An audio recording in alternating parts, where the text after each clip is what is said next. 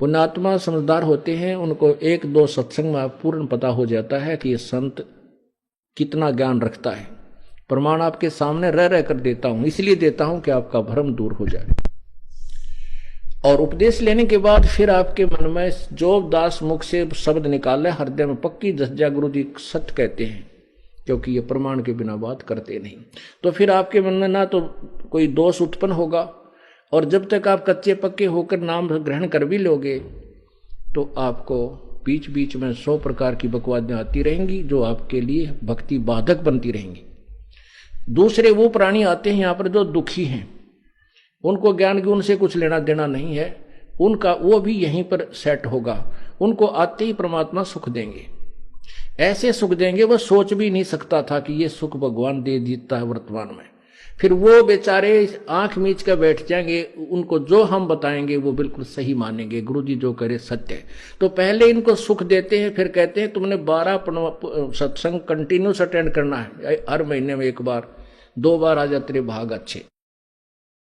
तो उसका हमारा उद्देश्य है कि यहां आने से आपको बहुत पुण्य होता है, क्योंकि आप बहुत पुण्यहीन हो चुके हो।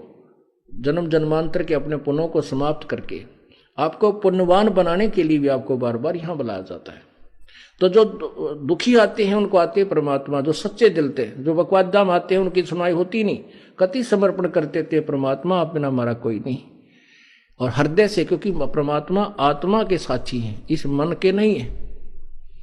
तो उनको वैसे सुख देता, फिर वो अपने आप आने लग जाते हैं कि मैं बहुत सुख होया, और गुरु जी का आदेश है कि आना है तो हम आते हैं। आते हैं फिर कुछ दिन में ये ज्ञान को ये भी रंगे जाएंगे।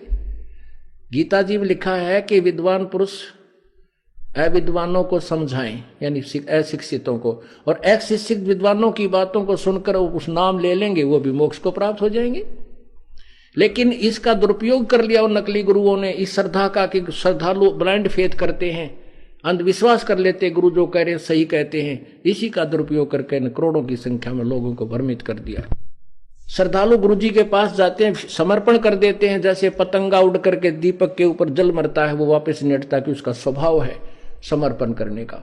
ऐसे ही ये नादान संतों के पास जाकर भोली श्रद्धालु उन दीपकों के ऊपर लाल समझकर चमक देकर उनको जल मरे, वहां पर अपना जीवन बर्बाद कर दिया।